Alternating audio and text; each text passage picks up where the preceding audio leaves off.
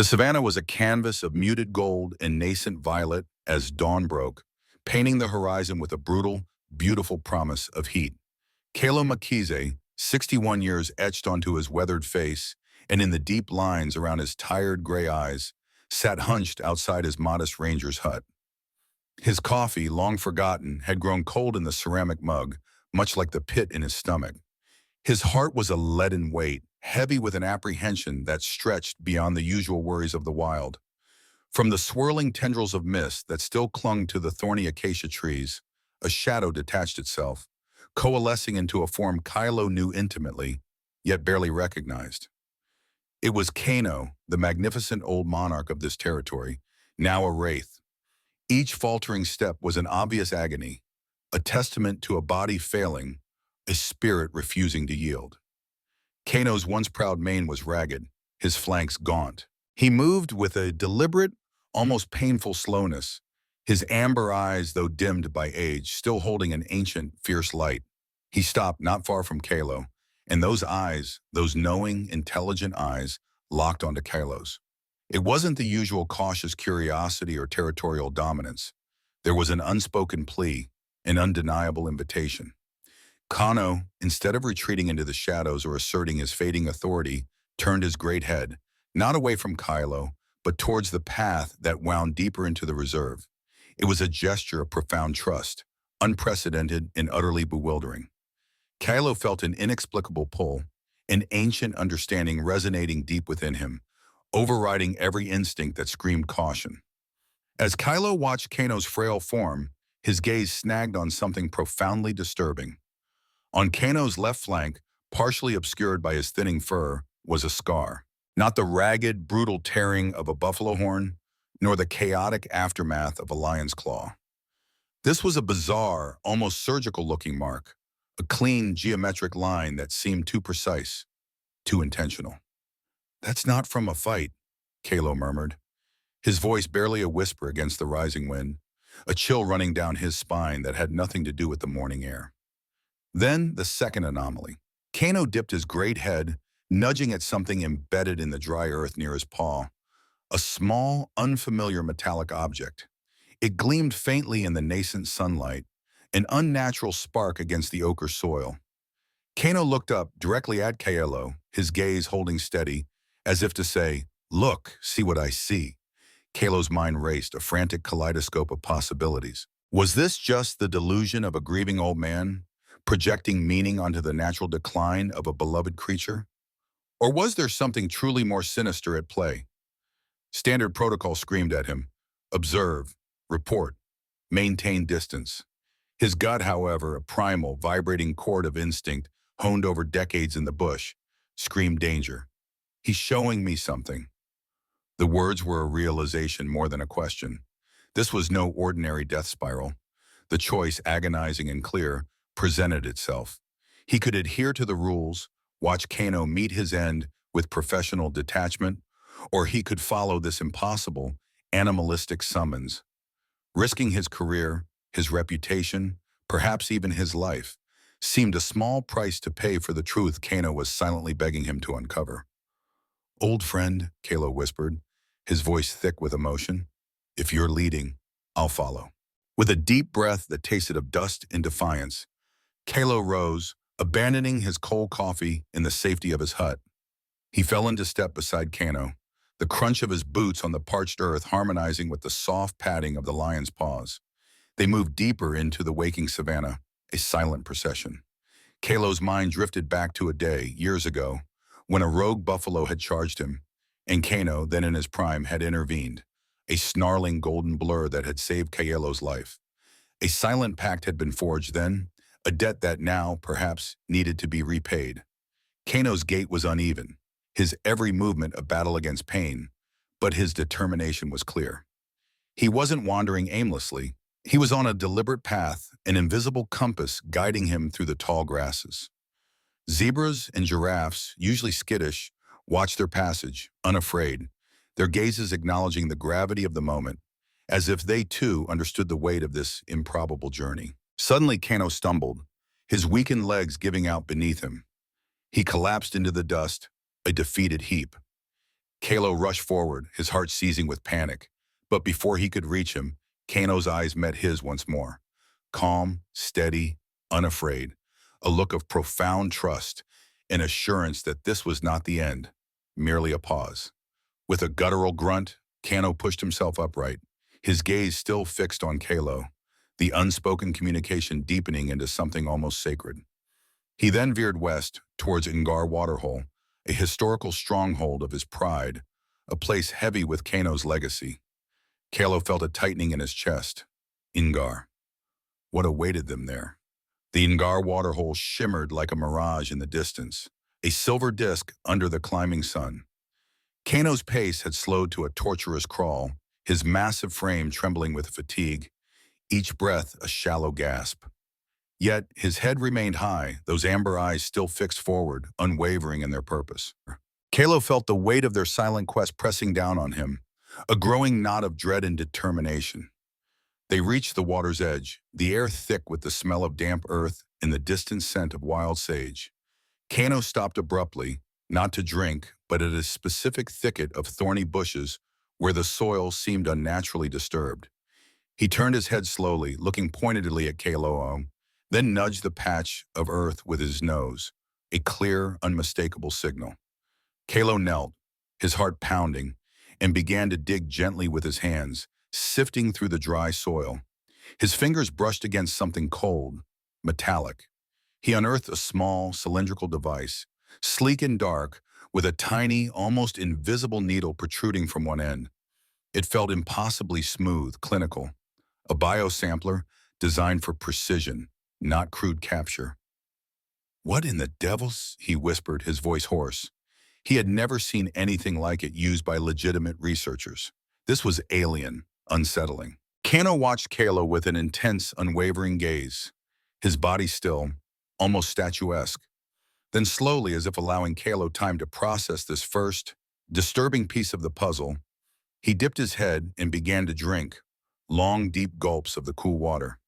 They moved along the bank a little further, the silence punctuated only by Kano's heavy breathing. Again Kano paused, this time near a patch of unusual, almost glowing moss that grew strangely vibrant against the parched earth. Kaelo approached, a chill prickling his skin despite the heat. Hidden beneath the moss, he discovered a miniature, intricate net, woven with threads so fine they were almost invisible. This wasn't for snaring game for the pot. It was designed for capturing small animals unharmed, a meticulous, advanced piece of equipment. "This is for study?" Kaelo murmured, the implication chilling him to the bone. A cold dread settled deep within him. This went far beyond the familiar evils of poaching. Someone was conducting advanced clandestine operations in his reserve, on his animals with a frightening level of sophistication. "This isn't right. Not right at all." The words tasted like ash. Reporting this through official channels, especially with such bizarre evidence, would likely brand him an old fool, a conspiracy theorist, or worse, make him a target. The evidence was simply too strange, too advanced to be easily believed. His hand instinctively went to his belt pouch, pulling out a small, old digital camera he usually kept for rare bird sightings. His hands trembled slightly as he meticulously photographed the biosampler and the intricate net from multiple angles. He then carefully reburied them, making sure no trace remained. This was now a personal, dangerous investigation. "I have to know what this is," he vowed, his gaze sweeping the horizon, feeling exposed, vulnerable. "For Kano, for the reserve." Kano finished drinking, then turned from the waterhole. Instead of moving away, he approached Kaelo, and with a soft, surprising movement, nudged Kalo's hand gently with his muzzle. It was an unheard-of gesture of intimacy from a wild lion, a moment of profound thanks that solidified their shared understanding. An escalating sense of unease washed over Kaelo. He scanned the horizon, a prickle on his neck suggesting he was being watched. Were these sophisticated devices linked to that bizarre geometric scar on Kano's flank? The connection felt undeniable, terrifying. Kano, utterly spent, finally lay down beside the water, his breath labored, his great body sinking into the dust. Yet his eyes, still sharp with purpose, remained fixed on Kaelo, a silent vigil that compelled Kaelo to remain vigilant too. Kaelo thought of Kano's cubs, now adult lions ruling their own territories. Was this threat widespread? Were they all being monitored, manipulated by these unseen operators? The thought sent a fresh wave of fear through him. Then, from the far side of the waterhole, three lionesses emerged from the swaying reeds, moving with an unnatural grace, almost in unison. Kano's pride. Their arrival felt less like a simple family reunion, more like a gathering of sentinels. The lead lioness, a powerful, scarred female Kaelo knew as Nyala, approached Kano, not with a challenge, but with a deep, rumbling purr, settling near him with an almost protective air. The other two followed, forming a respectful arc around the old monarch. Their gaze flickered to Kaelo, then back to Kano, a silent acknowledgement, an unsettling harmony that spoke of a deeper, unspoken alliance. The three lionesses, the silent sisters, settled in a protective semicircle around Kano, their amber eyes watchful, devoid of the usual raw grief Kaelo had witnessed at other lion deaths. It was a vigil, yes, but one charged with an almost sentient purpose, a shared understanding that included Kaelo. He felt a strange sense of accord with them, an unspoken alliance against an unseen enemy. As Kaelo observed their collective solemnity, he noticed something peculiar. The lionesses, particularly Nyala, occasionally glanced towards a distant, rocky outcrop on the horizon, a slight shift of their heads, a flicker in their eyes, as if expecting something or someone. The intuition that had guided him for decades now screamed, demanding his full attention. His eyes scanned the immediate area around Kano, the trampled grass and dry earth where the old lion lay. A faint, unnatural glint caught his attention, partially hidden beneath a clump of yellowed reeds. Kneeling, Kaelo carefully parted the grass and uncovered a small, high-density plastic container. It was sleek, impossibly light, and stamped with a corporate logo, Chiron Dynamics, Bio-Research Division. The sight sent a fresh wave of ice through his veins. Chiron Dynamics. Here? What are they doing? He whispered, the words barely audible. The name hit him with the force of a physical blow. Chiron Dynamics, a controversial megacorporation, infamous for its pioneering, often ethically dubious, advancements in bioengineering and wildlife research. Whispers of classified government contracts and experimental procedures had always surrounded them. This wasn't merely poaching, this was calculated, systematic intervention. This is a cover-up, Kaelo realized, the pieces of the puzzle beginning to snap together with terrifying clarity. They're doing something to our animals, something unnatural. The geometric scar, the biosampler, the specialized net, it all pointed to Chiron. Kano stirred, his old bones groaning with the effort. He struggled to rise, his limbs trembling violently, but he found the strength. Slowly, painfully, he turned his great head, his gaze sweeping from the discarded Chiron container to Kaelo, then back to the container, a profound, agonizing plea etched in his amber eyes. This is what's truly killing me, his look conveyed, a message Kaelo understood with chilling certainty. A surge of protective fury washed over Kaelo, eclipsing his fear. I won't let this go, old friend, he vowed, his voice tight with desperation. He quickly pulled out his camera again, snapping meticulous photographs of the container, capturing the damning logo. Then he buried it deeper into his bag, a physical burden now added to the crushing weight of his discovery. Kano, with immense, heartbreaking dignity, pushed himself upright one last time. He began to walk, slowly but purposefully, towards the low ridge marking the horizon, a final, deliberate journey to a place only he seemed to know. The silent sisters rose in unison, following, maintaining their protective arc around him. Their intense gazes and synchronized movements spoke of an unspoken accord, an intelligence that transcended mere instinct. They were not simply mourning, they were participating in this grave procession, witnesses to the king's final command. Kaelo felt the weight of the conspiracy pressing down on him, a palpable force. He was utterly alone, miles from any semblance of help, armed with explosive evidence against an entity so powerful it could vanish inconvenient truths and inconvenient people. His heart pounded, a frantic drum against his ribs. As they drew closer to the ridge, Kaelo's eyes, trained to spot the slightest anomaly, caught a fleeting glint on the distant crest, too bright, too sharp for natural rock. His ranger instincts took over. He instinctively ducked, pulling his worn bush hat lower. His heart hammered. Was that a lens, a pair of binoculars, or something more insidious? They're watching, he thought, a cold dread seeping into his bones. They know. I've broken every rule, every protocol, but I can't turn back now. The path to the ridge was arduous, strewn with loose stones and thorny bushes. Kano's strength was visibly fading, each step a monumental effort. Kaelo, pushing past his own exhaustion and burgeoning terror, kept pace, driven by a fierce, unyielding determination to see this through. They reached the crest, the air thinner, the wind whipping at Kalo's face. The ancient, weather-beaten rocks bore faint, undeniable claw marks, remnants of generations of lion kings who had claimed this sacred ground. Here at the summit of his kingdom, Kano paused. He stood silhouetted against the vast, unbroken sky, surveying his territory one last time, his ragged mane stirring in the wind like a final defiant banner against the unseen forces threatening his legacy. His gaze was fierce, unyielding. Kano finally reached the crest of the ridge, his chest heaving, each breath a rattling gasp. He stood for a moment, silhouetted against the vast, unforgiving sky, a final, majestic pose of a king surveying his kingdom.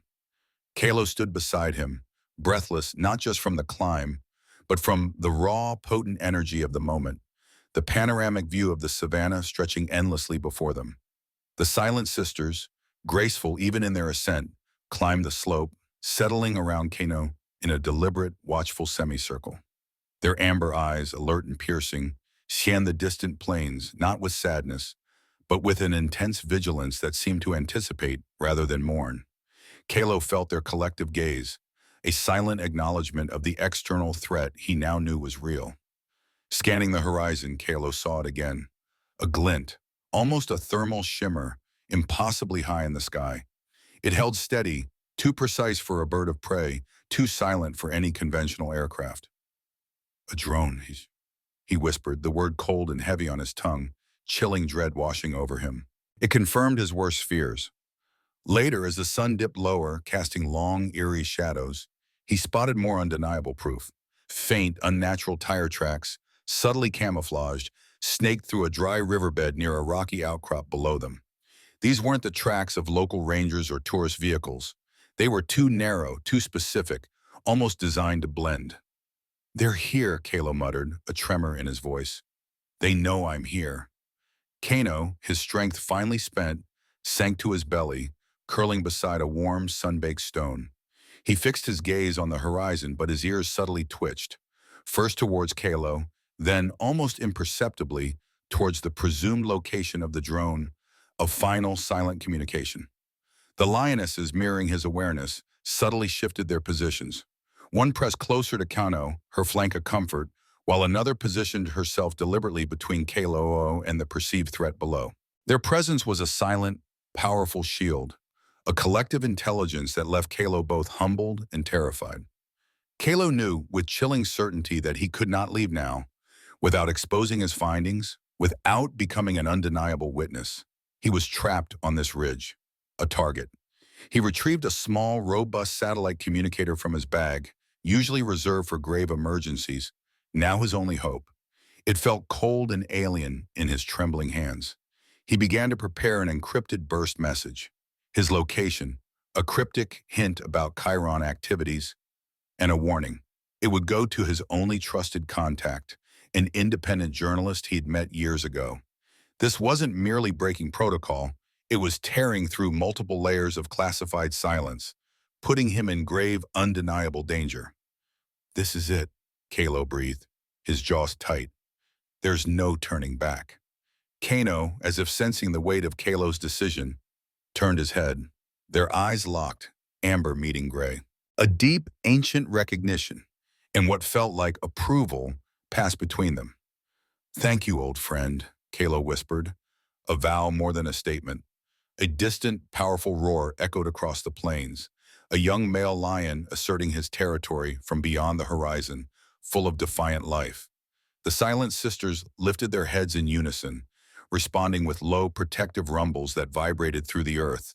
Not a challenge, but a clear warning to the unseen challenger. The roar, the lion's unwavering vigil, the drone hanging invisibly overhead, it all coalesced into a fierce, unwavering determination within Kaelo.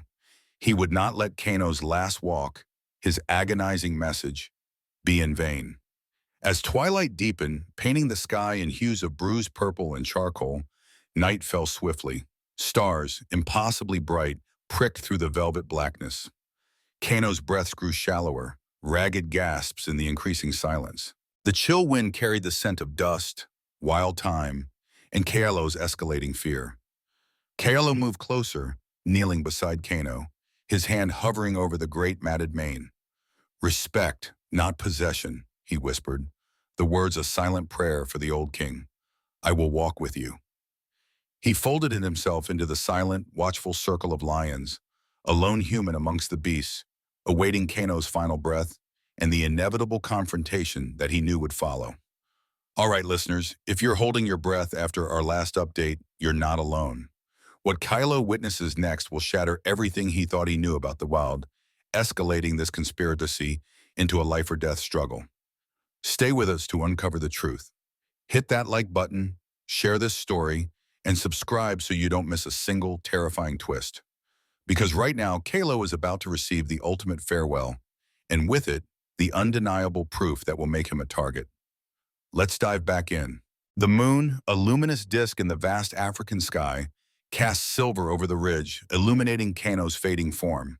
His breaths grew fainter, each one a shallow whisper against the profound silence of the night. The silent sisters remained steadfast in their watchful semicircle, their amber eyes glowing faintly, reflecting the distant stars. Kaelo ached with a deep, private grief, mingled with the chilling fear of the unseen forces that converged upon them. With a sudden, almost miraculous surge of strength, Kano stirred. He pushed himself upright, his ancient limbs trembling, but his head held high.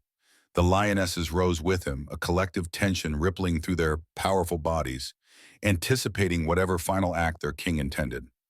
Kano turned slowly eastward, his gaze sweeping across his vast kingdom one final time, a majestic, enduring image of a ruler etched against the cosmic canvas.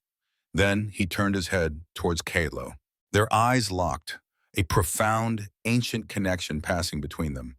And then, the impossible. Slowly, deliberately, the old lion dipped his great head in an unmistakable bow. Kaelo's breath hitched in his throat.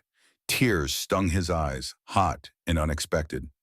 He understands," Kaelo whispered, a revelation so potent it shook him to his core. Kano wasn't just an animal, he was a sentient being, offering gratitude, sharing a truth. A faint, uncertain cry of a cub drifted through the night air from somewhere below the ridge. It was a sound that pierced the solemnity, hinting at new life, at vulnerability. The silent sisters responded instantly, their ears flicking, Nyala rising to her full height, chuffing softly down the slope, a low, protective rumble.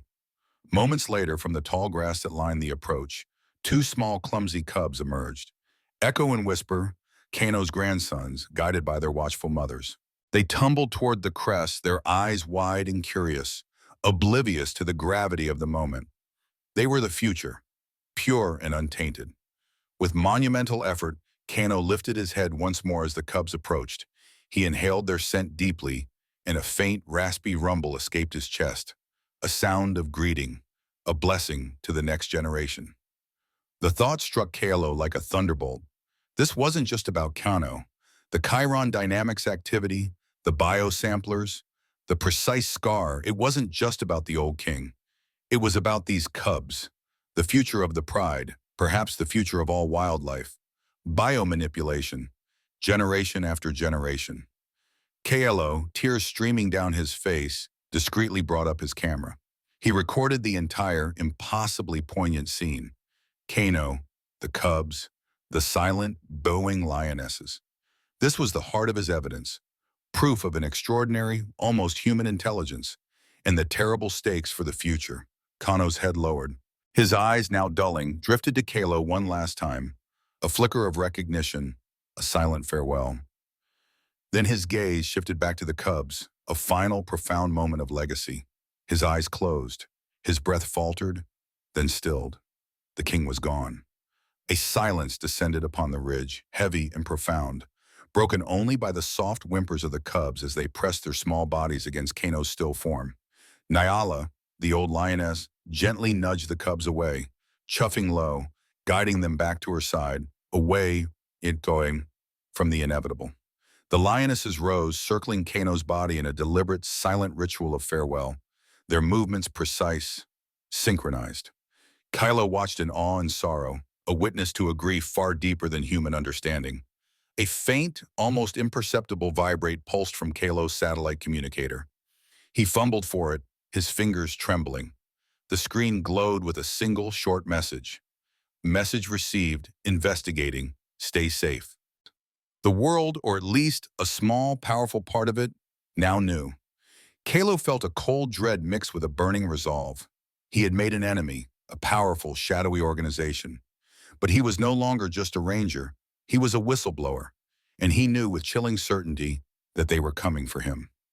His moral conviction hardened into an unbreakable shield. He would protect these cubs, expose the full truth, regardless of the personal cost. Pale gold light, tentative at first, then rapidly strengthening, washed over the ridge as dawn broke.